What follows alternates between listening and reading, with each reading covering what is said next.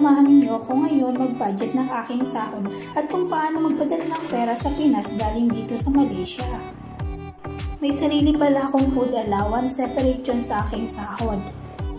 Kaya yung sahod ko napupunta siya sa savings, bayad utang at sa allowance ng aking pamilya dyan sa Pilipinas.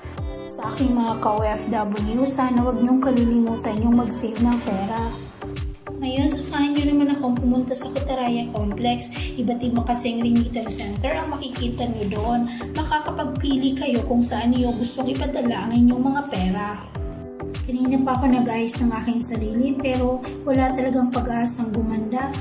Nag-LRT lang pala ako magmula ng Petaling Jaya papuntang Pasarseni at nilakad ko na lang papuntang Kutaraya Complex. Nandito pala sa Kutaraya ang Ria Money Transfer. Andyan din yung Western Union Money Transfer. Marami din nakapila dito sa Lulu Money Transfer at dito din sa Placid Money Transfer. Dito ako sa Placid Money Transfer palagi nagpapadala at palagi ko nadala yung passport ko kasi minsan hinihingi nila. After magpadala, resibo na lang natira kaya tara halo-halo na lang tayo. Bye guys! Hanggang sa susunod.